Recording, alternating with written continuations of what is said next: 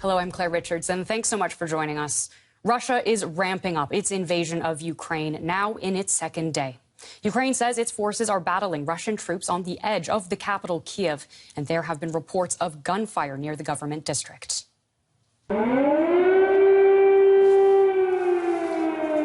those air raid sirens have been sounding in Kyiv and in other cities, prompting people to take shelter in metro stations. An apartment building was partially destroyed overnight.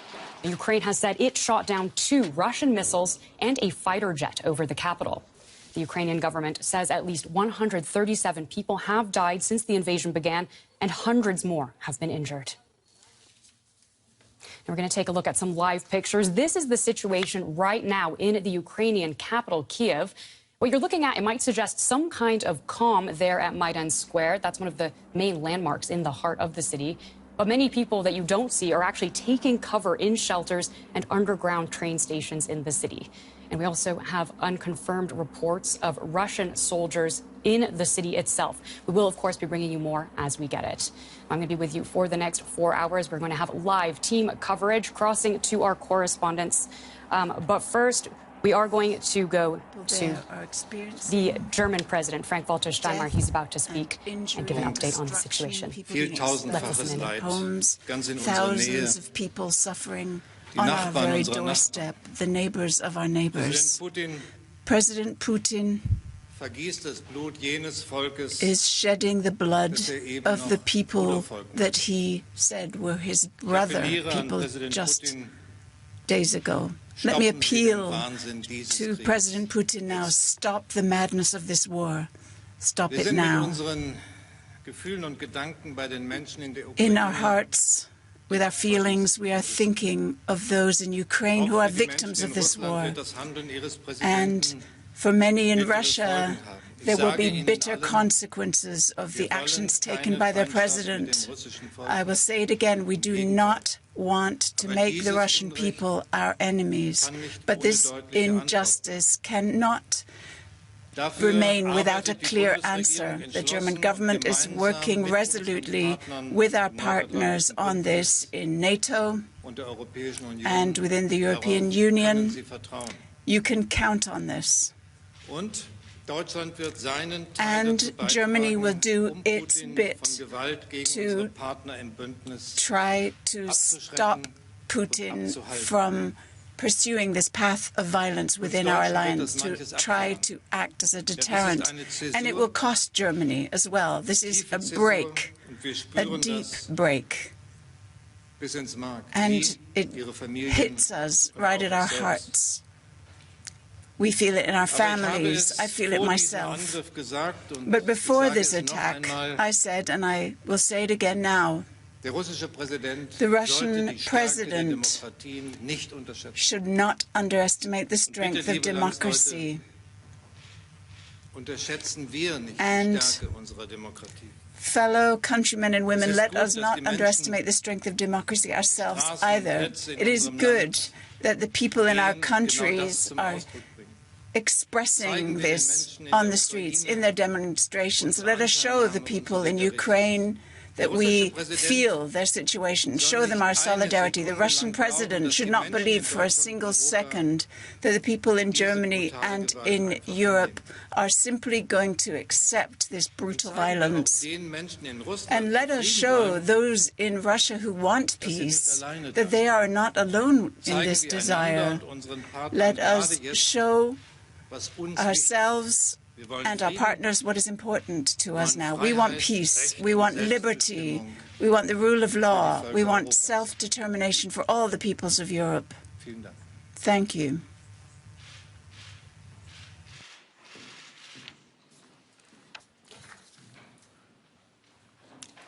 So that was the German President, Frank-Walter Steinmeier, speaking there, saying Putin shedding blood and with an appeal to stop and a promise of consequences. Let's get more now from our political correspondent, Nina Haza, who's joining us from Berlin.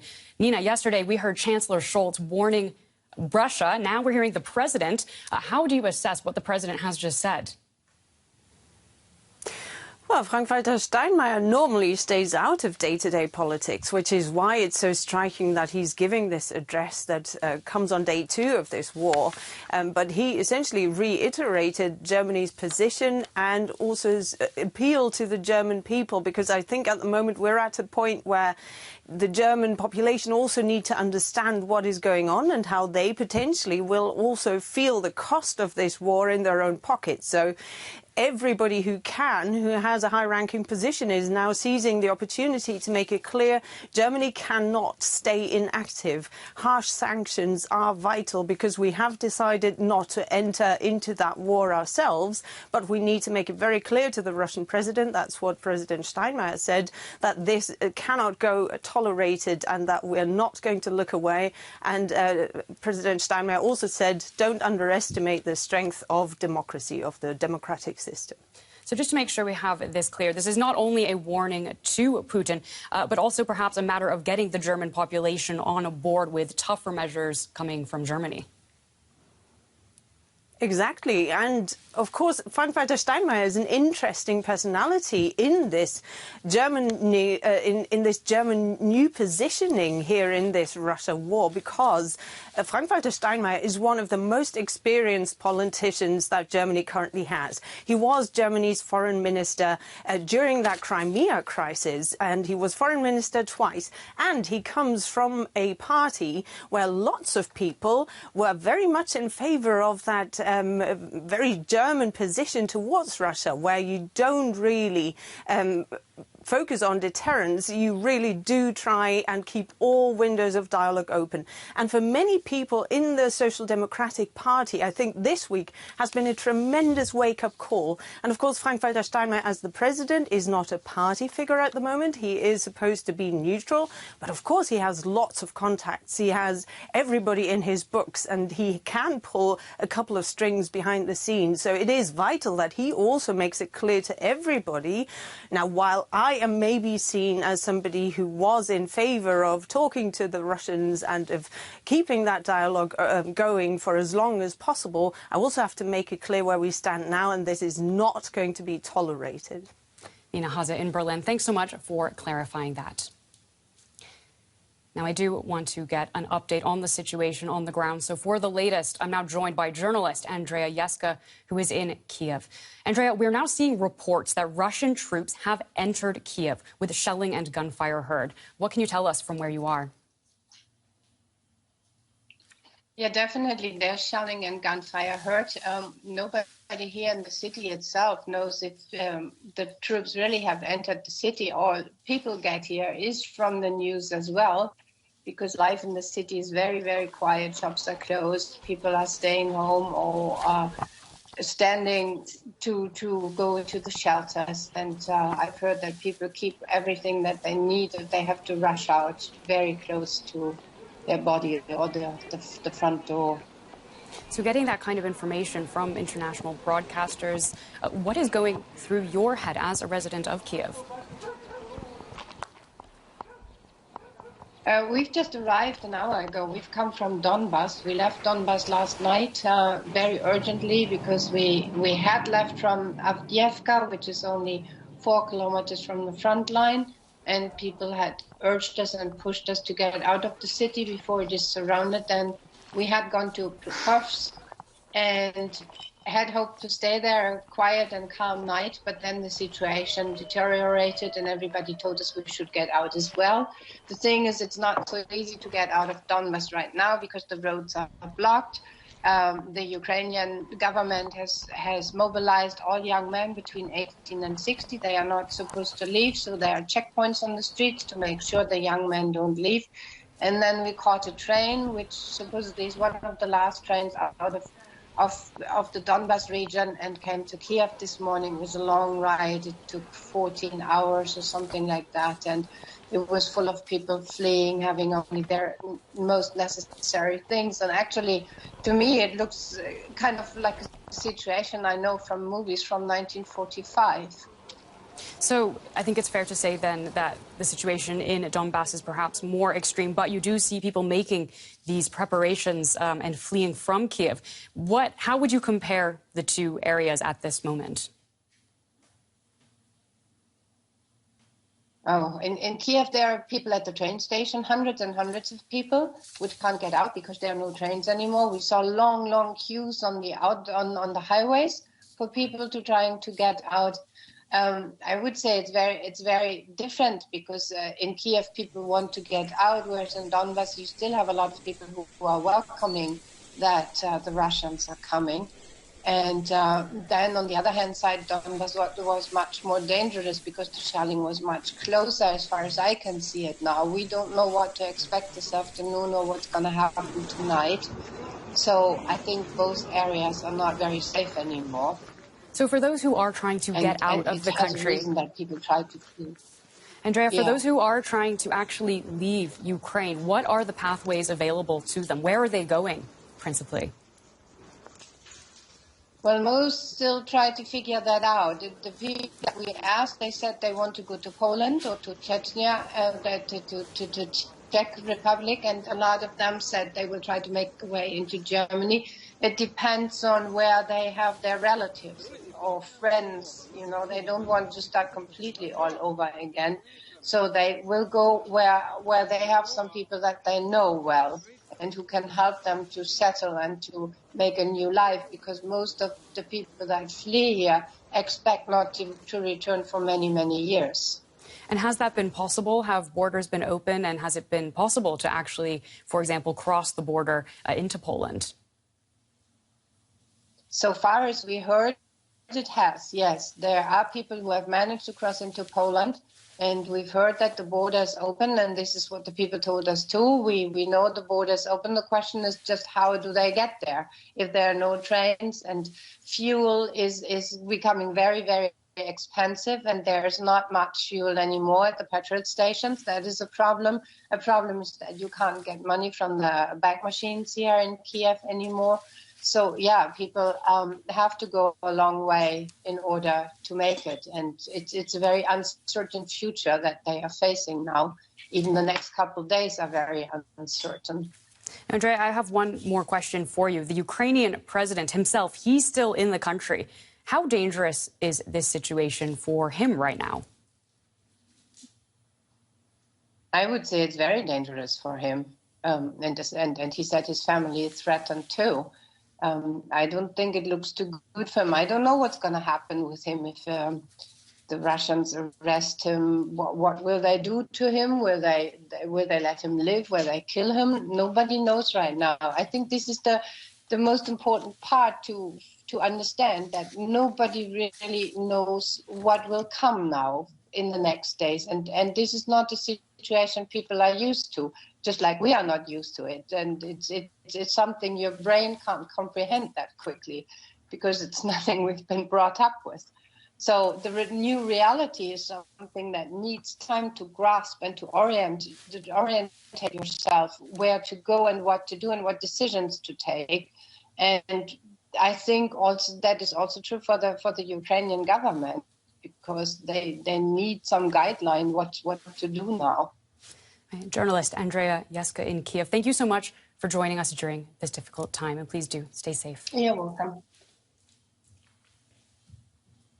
So if you're just joining us, let's bring you up to speed with a recap of the latest developments on the second day of Russia's invasion of Ukraine. Ukraine says its forces have been battling Russian troops on the edge of the capital, Kyiv. Air raid sirens have been sounding in Kyiv and other cities, prompting people to take shelter in metro stations. An apartment building was partially destroyed overnight, and Ukraine said it shot down 2 Russian missiles and a fighter jet over the capital. The Ukrainian government says at least 137 people have died since the invasion began, and hundreds more have been injured. The DW's correspondent, Matthias Bollinger, joins me on the line from Kyiv. Matthias, what is the situation like there now? I understand that you yourself are on your way out of Ukraine. Well, I'm on my way out of Kyiv, not out of Ukraine, but we had decided to leave the city because the situation was getting more dangerous there. For the last 2 days, we've been, or for the last 2 days there have been bombings in Kiev and airstrikes, and people have been hiding in the basements or in the metro stations, in bunkers, and we also had been. We also spent last night mostly in the bomb shelter, and when we got out, we immediately got back in the morning. We just were out and in and out of the bomb shelter. And we have news that tanks are advancing on Kyiv. We don't really know how fast they're advancing or how well the Ukrainian army is doing in fighting them back. But the danger is, of course, that this city will be blocked completely soon. And that's why we are heading out. There are lots of people now trying to leave the city, long traffic jams on the ways, on the roads going west and south.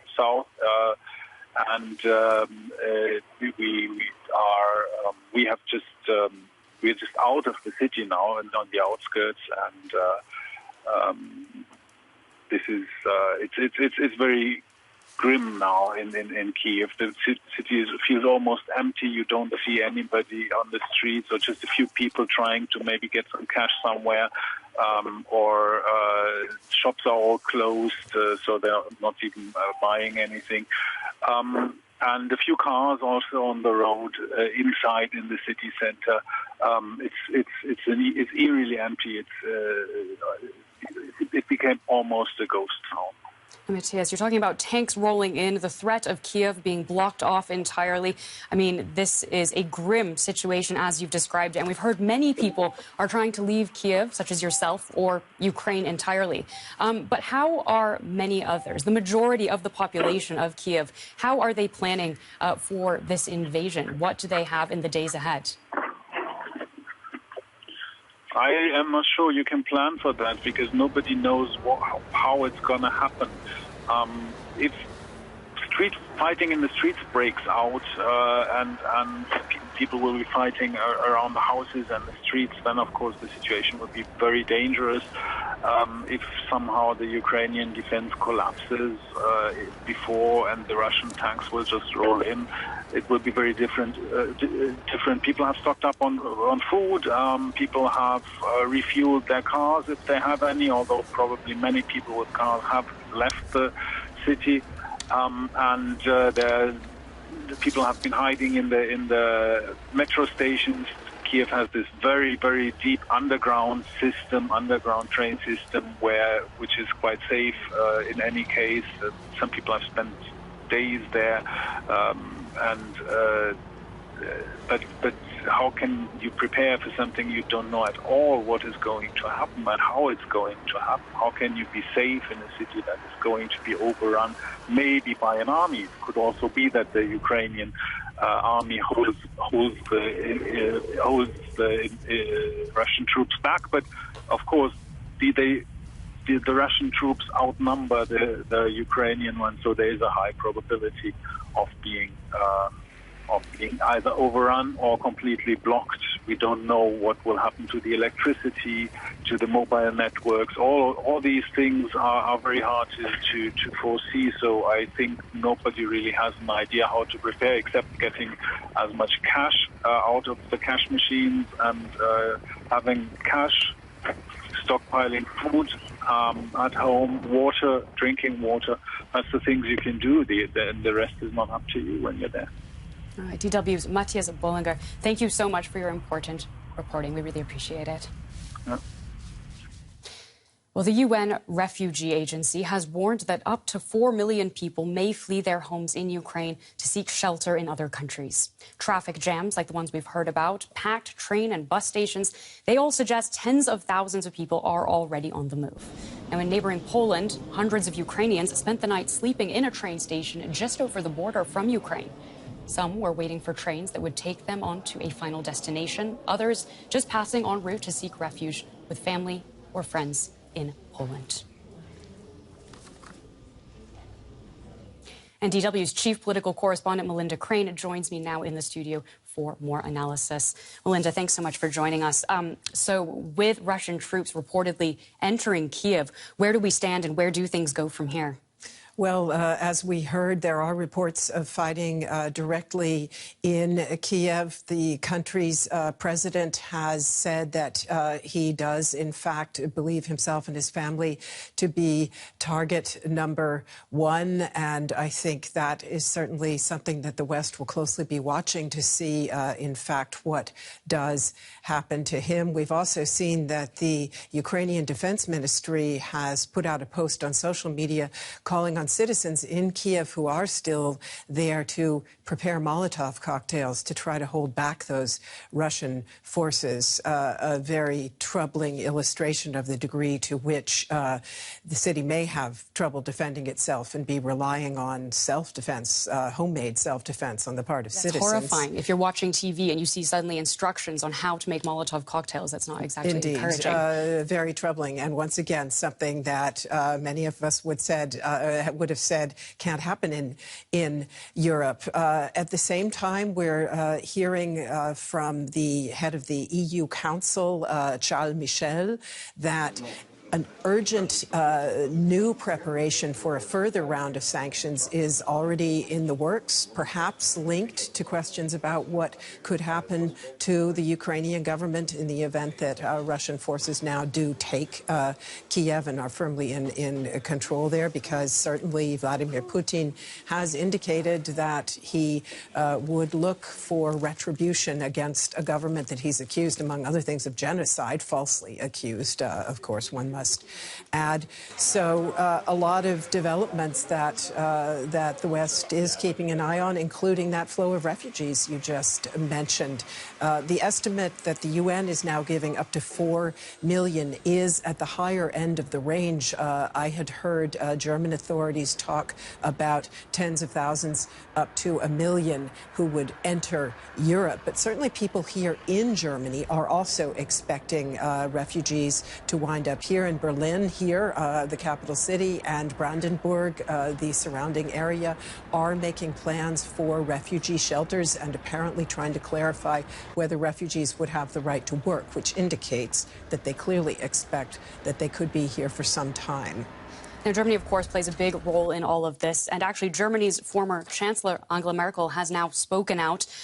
She was in office during Russia's annexation of Crimea in 2014, when she insisted on keeping communication open with Moscow. But now, in a statement to the news agency DPA, she has said this. Let's take a look. This war of aggression by Russia marks a profound turning point in the history of Europe after the end of the Cold War. There is no justification whatsoever for this blatant breach of international law, and I condemn it in the strongest possible terms.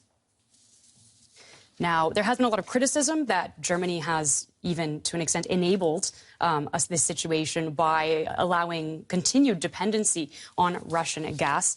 I mean, Melinda, what do you make of Merkel's comments just there? Well, she's certainly not alone with those comments. She has joined a broad chorus of voices from all across the political spectrum here in Germany. We also heard the remarks by the president, Frank-Walter Steinmeier, a little bit earlier, with a very similar take, saying, breach of international law, territorial integrity, and so on.